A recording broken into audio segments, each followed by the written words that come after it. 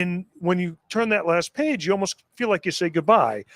But I wanted to ask, you have a background in art. You've traveled the world. How did that play into your character development for Allie? Are you asking me if Allie's me? Possibly. That's a leading No, question. she's smarter. She's a lot better looking, and she's thin. So maybe she's the aspirational me, right?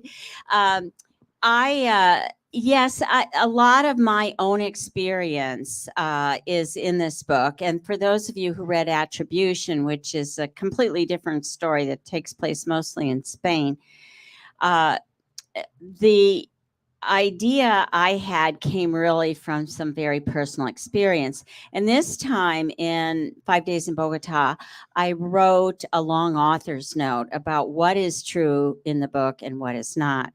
I went to an art fair in Bogota in 1991.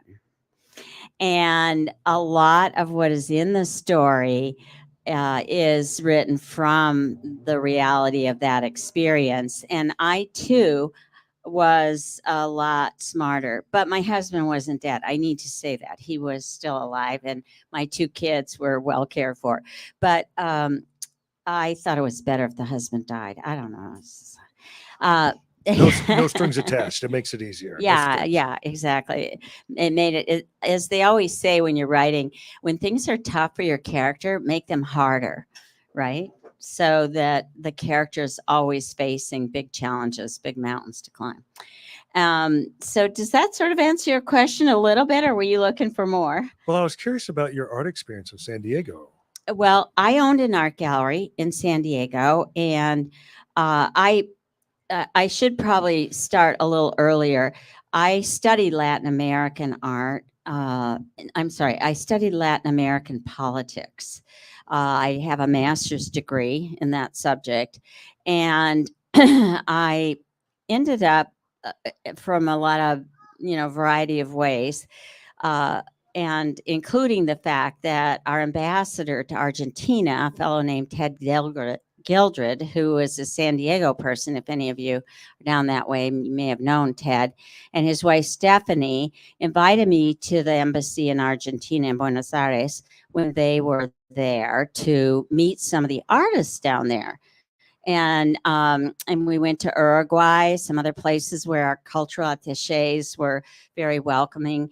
And I learned a lot about how the government works from the experience with the Gildreds. But I was so impressed with the art down there. And of course, it was a perfect fit for my background of being able to expand what our understanding is in this part of the world of these various countries in Latin America. And so my gallery became known as a place to seek out what we call Latin American art, which is a misnomer because there isn't a particular style of Latin American art. It's more of a reference to where an artist is born or where an artist is working. The art is all range of style, as you can imagine, as we have in California or the United States. It's what a particular artist wants to express. So I wouldn't say it's all colorful. I wouldn't say it all looks like this or that. And and I had a wonderful couple decades running the art gallery in San Diego and showing this art. And we had people fly all the way to San Diego because it really wasn't possible to see that art in many places in the United States. Miami has kind of flourished a bit, but Miami also focuses more Cuba, Caribbean, Mexico, and to see art from the southern cone of South America or some of the other countries, even Colombia, is not so easy in the United States.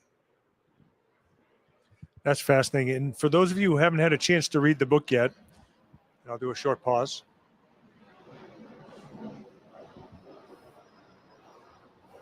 The opening chapter of this book, the way Linda writes, the way she uses language and the grammar and the pacing, you can smell the airport terminal she's in. You can feel the wood with the crates that her art is in, that's, gotten hung up with customs and all this stuff. And you can hear the voices and what it would sound like in South America. I thought the description was magnificent. So Well, thank you for doing. Oh, yeah. Thank you. So I encourage you, when you do read it, concentrate on those things, because they really just come off the page, and you can tell the author has actually been there to do these things. What I also found fascinating is, like you said, this is back set in 1990. Now, when I think 1990, that's 10 years ago in my head. When it's really 30 years ago, it's probably similar to a lot of you. Mhm. But 1990 was 30 years ago. And Colombia now versus what it was back then is a completely different country. And South America back then was completely different. Why did you choose that setting? Well, I have a couple of footnotes to what you just said, but in any case, over my career, which was, when I was at Stanford, that was like 50 years ago, and studying Latin American politics. So I have watched, both with joy and happiness, the governments of Latin America turn towards democracy and then now turn back again and back. So it isn't like this nice course of finding their way to a more democratically based system. Although there are some countries in Latin America that have done really well with that system of government. Costa Rica is one, but also Uruguay was one, and then all of a sudden they got a dictator. So it's complicated. And Colombia during the 90s, it was a big soup of people with different interests. And one of the things I like to portray in the book, a couple things. One is that there's no real good guys and bad guys. It's a lot of gray in between, and the motives of people are not always pure. Maybe they're never pure, to be honest. And during that time, there was, of course, Escobar in the Medellin cartel. There was also the Cali cartel. And then in the hills was the FARC, which was the revolutionary group that was a communist group trying to, get some wealth for the people. And then it got mixed up because the FARC realized in order to get weapons, the easiest way to get money was to have their own drug operation. And so that was very much a reality. And then you plug in the United States, which is equally complex in terms of its motivations and goals. So we had, a legitimate government policy, people working from the embassy and military people who were assigned to various supportive projects there. But there were also people, Delta Force, there were other people who were mercenaries in some way or another. So it was an incredibly complex situation, which, poor Allie Blake jumps into this, and she's really confused about what is, who do I trust? And I think that's such an important question about, no matter what your life is, that question of who can I really trust? When somebody tells me something, who do I believe? And this is that in spades. Yeah, I mean, the panoramic view I think you give of what was happening in South America during that time. Things that were happening in El Salvador, and then you had the Chile with Pinochet, and then we had everything that was going on that you just described in Colombia. I mean, it was a volatile time back in that area. And you put this woman, you put Allie in the middle of it, and she's strong. She's a strong character. She's bold, but she's also driven because she's got to take care of her family. And she has some contacts down there. You weave a very intricate path through characters from her past that she encountered when she worked with the State Department, people she just meets, and then people she's known for a few years that she's working with. Where did some of these characters come from? Because they were very intricate. Well, when I was in school in 1970, working on my master's thesis, it was about Chile, a different aspect about Chile. Santiago, the Cayampa settlements, if any of you are familiar, those are settlements where in one night, 100,000 people take over a piece of land and own it for themselves. And it's a very interesting phenomena how people who don't even have elementary school education can organize themselves, find, water and electricity and defend their territory, which is basically squatting on somebody else's land. So that was what I was studying. And during that time, the president of Colombia was Allende, and Allende was very much interested in trying to improve the lot of the ordinary people of Chile, and he appropriated quite a few American businesses. At that time, I think Nixon was the president and Kissinger, and Nixon absolutely hated Allende, and he wanted to get rid of him. So all this upheaval was happening in the country I was trying to study, right? And one of my professors was a guy named Richard Fagan, and he wrote a book about Cuba. He was a specialist in Cuba and very much a person our State Department and our government consulted about, what's really going on here. Are we worried about communism spreading throughout Latin America? Of course, that never happened. But when Allende was, depending who you ask, either assassinated or committed suicide, and then the whole government was upended, this professor of mine was asked to testify in front of Congress, and I studied all of, his remarks and his the transcripts from the testimony of those hearings of what actually happened. I was in Chile in November, and it was shocking to me, just random people I would ask, what really happened to Allende? And for most of the people I spoke with, it's still not settled for them what really did happen to him. Well, in the book, I don't want to spoil too much, but in the book, Allie was working in this program called Art in Embassies, which is a real program where each ambassador gets to select art to hang in the embassy from America. So it represents the arts of America. And that was her job in Santiago. So she's there during all of this upheaval. And that is kind of how I felt too, although I wasn't physically there at that time. You asked the question, how did I get, this idea in my head? Well, there you go. That's the answer. That's wonderful. You mentioned Santiago and how Allie was there. That's what I'd like to kind of ask you about now. So she has a past. She has a boyfriend that I don't feel like I'm revealing anything because it's written on the back cover of the book. So I have He's an ex-boyfriend. Important, because she had a husband who died. Remember, we don't want to get people confused here that this guy, David, she's multi-layered. She's but she meets him again or she encounters him, I think is a better way to phrase it. You have your experiences that you had working in the embassy community. I don't have a boyfriend. No, just so we don't get these. Yeah, no, just so. Working in the embassy community. What were you trying to do? Because you connected this ex-boyfriend, and then there's this ambassador connection. There's all these embassy people that Allie starts encountering.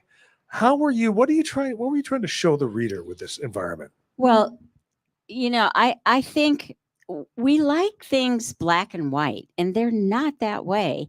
And that's also true of Colombia. And one of my big goals of writing this book was to show another side of Colombia than what you see on TV with the narco films and all that.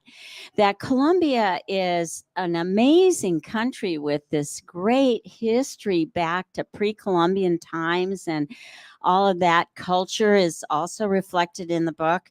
And, the fact that Bolivar was right there. It was like the leader in the independence of all of these countries from Spain.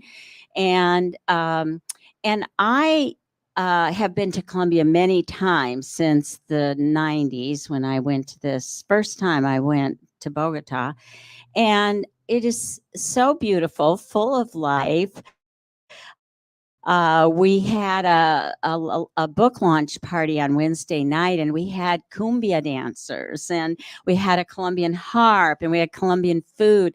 And part of my goal was to show all the sides of Colombia, that it is not just one thing.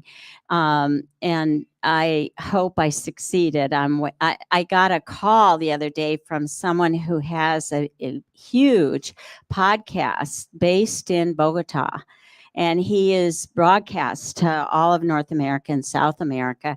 And I am nervous as heck that somebody's going to say, oh, no, taxis in Bogota are not, yellow, they're purple or whatever, and I'm really, I worked very hard at trying to get it right, to get the research down and be accurate about the country. But I also didn't want to fall in a hole where it was all about crime and the drug people. I think you did very well with that. And Oh, good. I think it's a great compliment because I was very fortunate with my my first book, Landslide.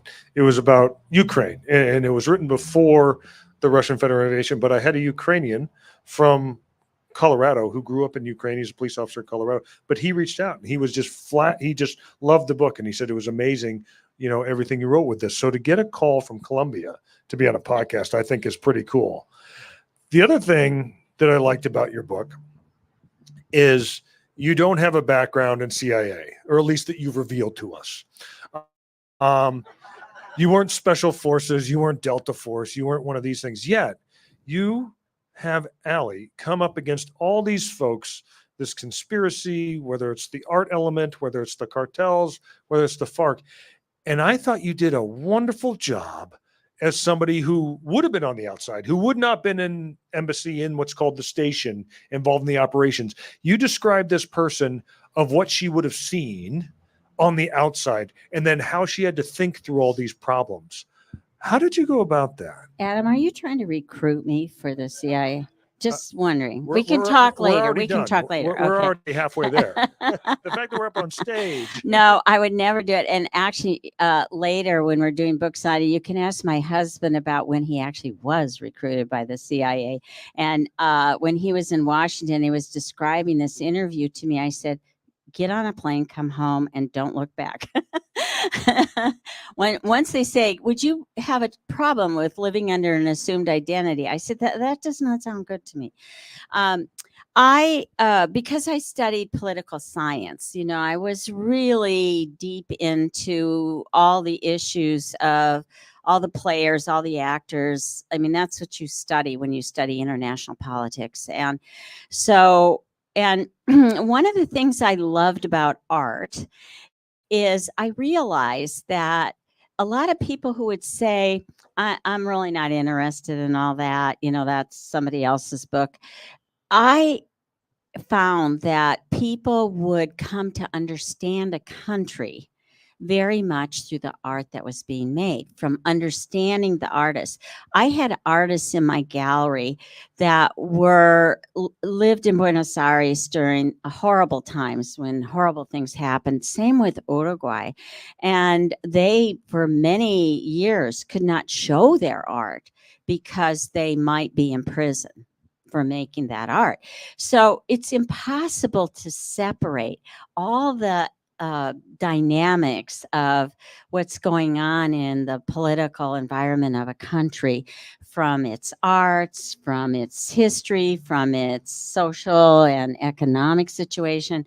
So I kind of like that mix of things that it's not unlike our country, and the fact that right now we're dealing with a lot of issues of, okay, what books should be in schools or libraries? Well, my answer.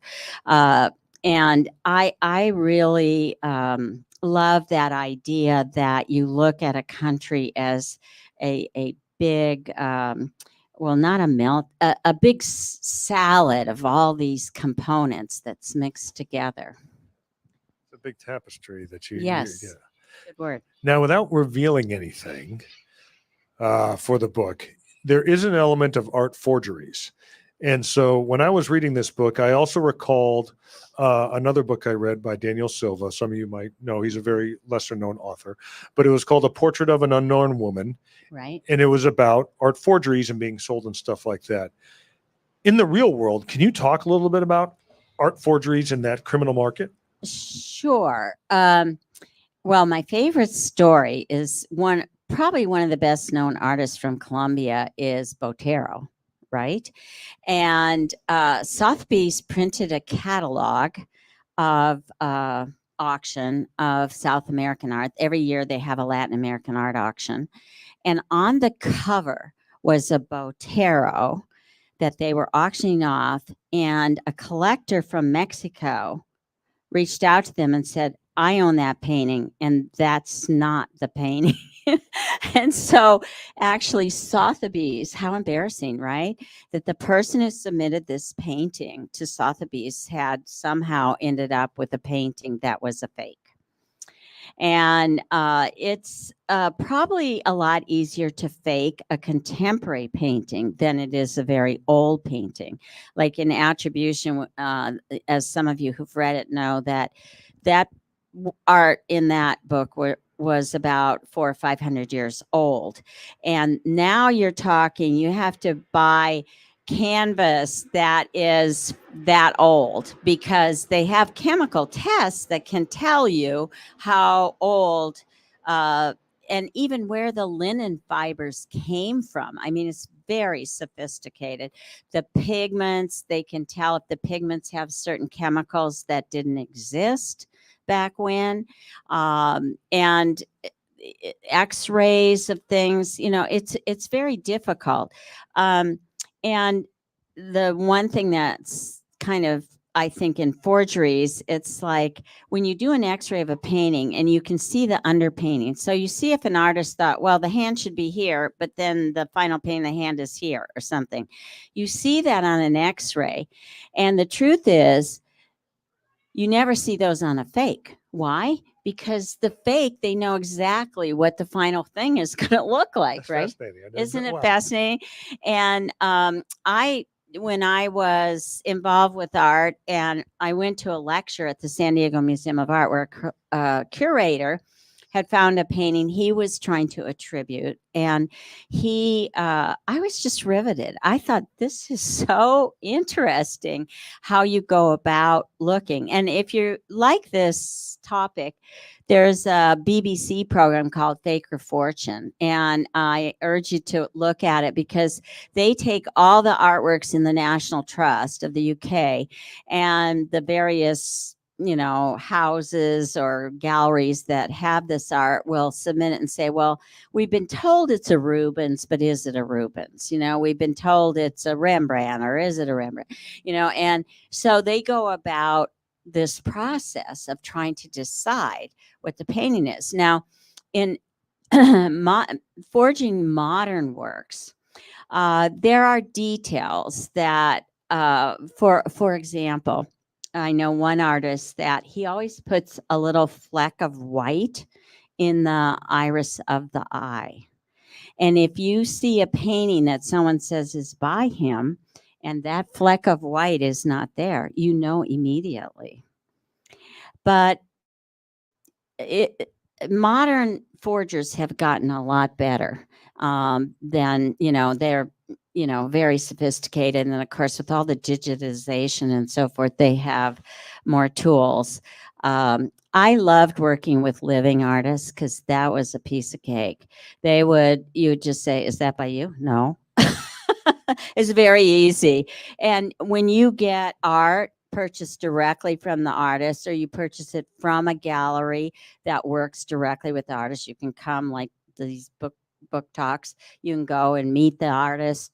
I mean, you feel very confident that this work has a solid provenance. But there are artworks like 100 years old that we really don't know. um, with as much confidence. Wow. I don't want to put you on the spot, but would you like to do a reading? No. No? And I'll tell you why. This is so bizarre, but when you learn to write, it wrecks you as a reader, honestly. And when I read my own things, I am constantly editing it. They will say a novel is never finished. You just abandon it. You just say, okay, can't take it anymore. Please take it away. And Bogota had like probably 11 revisions. And that was then before the editors got it, and they had their own suggestions. But when I read it, I'm rewriting it. And it's extremely distracting to me. So I prefer not to. But if you really want to, you and I can go for coffee and we'll, edit it together. Right. Well, that brings up another topic. Do you have a writing process? A lot of authors will talk about their process or whether they're a plotter or a pantser. Do you have one of these, or just when you sit down, the magic just happens? There's, I love that you think magic. It leaves them with the illusion that you just sit down and make it. There it is. No. For me, I don't do any of those things. I would say my process is more like this. I stare at the ceiling a lot and I wait until I have an idea. And when it's clear to me then what the scene is going to be or what this chapter is going to be, then I sit down and I write it. And it comes fairly fast, not perfectly for sure. It gets rewritten many times and adjusted, but I cannot begin to write. It's a waste of my time to start to write just garbage words on the page. I have to have a direction. I have to have a sense of what this is. When you start writing your novel, for instance, when you started putting the first words for this novel, did you know where you were going with it? I always have an idea where I'm going, and in none of the books I've written does it ever end up there. So I think I know, okay, like the first book, which Attribution, I had this idea that she would find this painting she thought was a masterpiece, and she was going to prove it to all these doubting people who made her life very difficult because she was a woman in a kind of man's world. And she does it. She proves the painting and everybody's convinced. I go, that's a really boring story, right? It shouldn't be so like predictable. And so what actually happens in the book is very different than where I started out. And I won't tell you what it is. I know some of you know, but and Bogota was the same way. I had written a story and I realized that there were a lot more intricacies, a lot of things I overlooked that the reader would say, well, wait a minute, what about that? And what about that? So I had to like weave the tapestry, as you say, and my protagonist had to figure out a really complicated plan to not only get herself out of this fraud she was being drawn into, but but do it in a way that they couldn't come back after her. And that's her challenge, is to solve this puzzle that's very complicated. And what I like to think she does is uses her art smarts to beat them all. So art wins. I really like the intelligent spy novels. It's one thing when you have the shoot 'em up and the action scenes, and they make great limited series for Netflix. But when you have a really smart spy thriller, those to me are the best. And you really find yourself immersed in them. Do you find that your characters speak to you? And I don't mean that in a weird way where you're hearing voices in the back or anything, but do your characters start telling you the story the deeper you get into it? Absolutely. I mean, there are many examples where, sort of the subconscious pulls out something that you didn't plan. And sometimes it's readers who see it, and I don't even see it, right? But when I'm writing, I'm so in their world that I get really upset if someone knocks on the door or something, because it takes a long time to get your head back into that world and all the things. And they call it the fictive dream, right? That you are in like a dream state almost, because you've been working so hard on the details of this environment. And it feels, some of the professional critics in these, reviews, uh, called it immersive. And I love that, because it means to me that, like you were saying, that you are in that world and you can smell it and see it and hear it, and all the dimensions of all the senses are there. Before we open it up to questions, is there anything about this novel, without revealing anything, that you would like readers to come away with or to experience when they read it? Well, I think both my novels have one thing in common, and that is that these strong, smart, feisty women are going to they're going to find their way. They're going to solve the problem, and nobody comes and rescues them. And I'm a little tired of books where women are, struggling and somebody comes and saves the day. Well, that doesn't happen in my books. She has to figure it out. She has to make her way in the world by herself, and rely on herself. Again, not trusting anybody. And that is, I think, an important lesson, not just for women, but men too, that, to really look inward to find the solutions to your problems. That's wonderful. Who has a question? Yeah. Do we have any questions from the audience? Anyone? I know didn't plant any this time. Sometimes I do. Yeah. Do you have a book in mind to be the next one? I mean, I haven't read this one yet, so I'm anxious to read this, but I'm just saying. Becky's already ready to read the third book. I'm Yeah. ready. You better get going. Well, okay. I have, last night this came up. Mark Pryor quoted Eric Larson. You know Eric Larson. Yeah. He hates that question, because the problem is, if I tell you, then you'll all say to me, well, what happened to that book you told us about? And I can't, then I have to say, oh yeah, that went in the garbage can. Yeah, that's gone. So I have ideas for two books. One of them is more like this, in the sense that it's set in the Kivu region of the Democratic Republic of Congo. So you're all looking at me like, what? We're going from Spain to South America, and now we're going. So I think I'm on a 7-continent kind of thing right now, but who knows? Anyway, this novel is complete. It's in the drawer. It needs a major rewrite. It's about coltan miners, kids in the Kivu region, which is on the border between the Congo and Rwanda, who dig in the dirt to get this mineral that you all have in your purses and your pockets. It's what they make the circuit boards for your cell phones out of. And a little bag of coltan is worth about $900. And in the DRC, that's probably an annual income. So it's an important conflict mineral.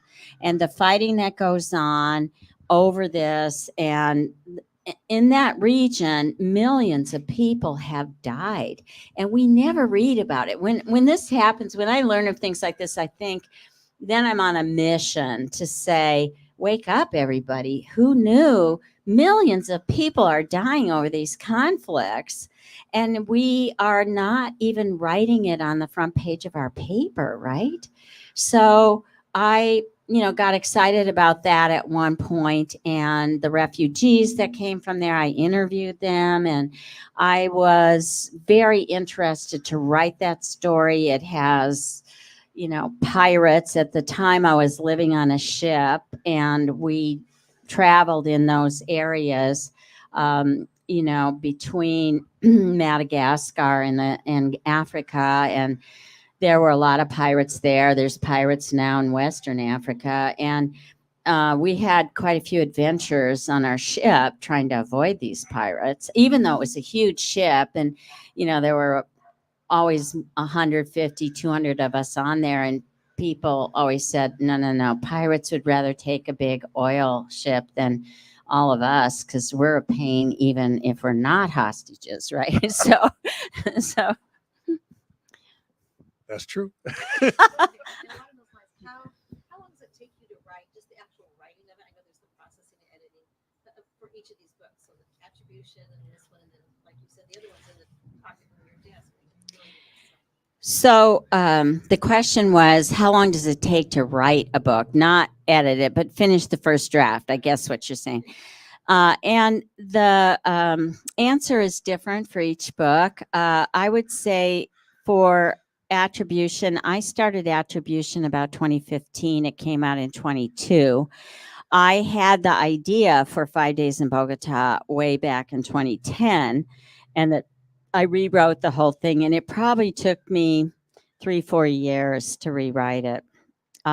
It was, it's a very different story now than the one that I wrote originally, but it from beginning to end, a lot depends on how much time you have to dedicate to sit in the chair and actually do the writing. What about you, Adam? How long does it take you to write one of your books? I mean, you're a dad. You have a lot going on, and I got my yes, son right there. and here's Teddy. Everyone say hi, Teddy. Hi, Teddy. For me, similar to like what you said about the idea for 5 Days in Bogota came from 2010. A lot of my ideas are usually from my past experiences as well. So when I wrote Landslide, I didn't start reading it until 5 years after Russia had annexed Crimea, and I was still in the agency at that time, and I was trying to weave a story together, and my agent was talking to me about it. She said, you need to write about something, and she's a very feisty person, and she used much more colorful wording, but we eventually settled on using Ukraine as the backdrop. So it was about 5 years. But for the underhanded, the roots of that story go back to 1996 when I was in the Balkans. And then a few years later when I met a professor, and then a few years after that when I was with the agency going up against right-wing extremists in Eastern Europe. But the actual writing time for me is about a year. I get up really early, about 4, before the rest of the house gets up. And usually Teddy likes to come visit me about 6 or 6:30, and we'll watch some TV together. But you got to get up early to get the writing in during the day. But for me, it's about a year. Yeah, I prefer to write when it's real early morning, quiet, nothing's going on. I think it's different for everybody. One of the things, all my books, and probably yours too, they take a lot of research. So what happens is you ask yourself a question, well, okay, what year was it that Allende was assassinated? Then you get down a rabbit hole and you start looking and reading, and you lead to that and that and that, and then the whole day's over.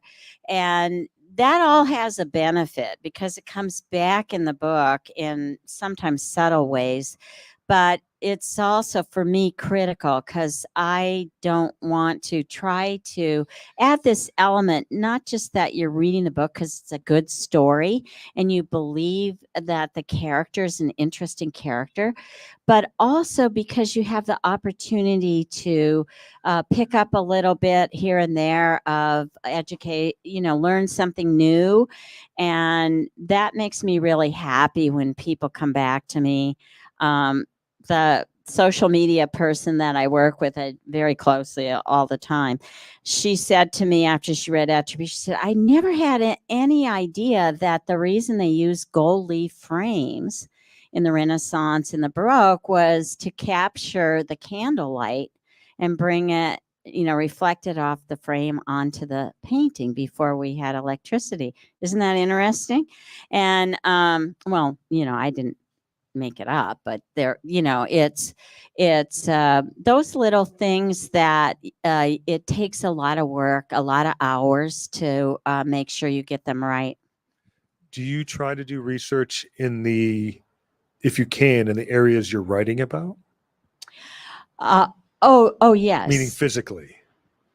Oh, what do you mean? Like go So- to the country? Yeah. Oh yeah. Yeah. Yeah, I was in Colombia a couple times during the writing of this book. Actually, not in Bogota. I was along the coast. And the coast is very different. I mean, Colombia, this is a kind of a fun thing. When they designed the cover for 5 Days in Bogota, it was all jungle. And I said, "Are you kidding? I'm going to get laughed out of the country if you portray Bogota as a jungle place.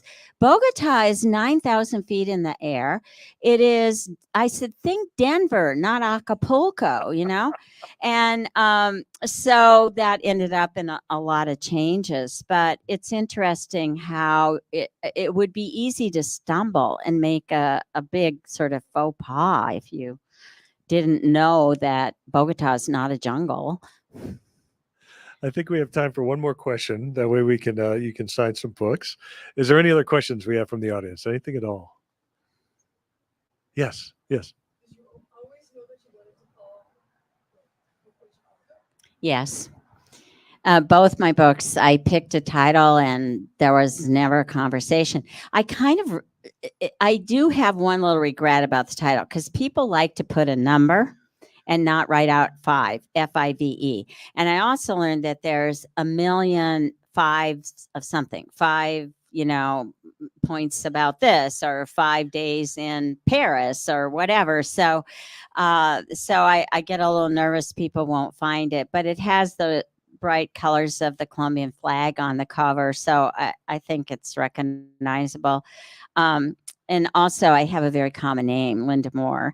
So I'm not the Linda Moore that wrote how to use your air fryer. That's not me. And I often wonder if she gets questions about Baroque art or something. I don't know, but I don't even know how to use an air fryer. So just don't go there.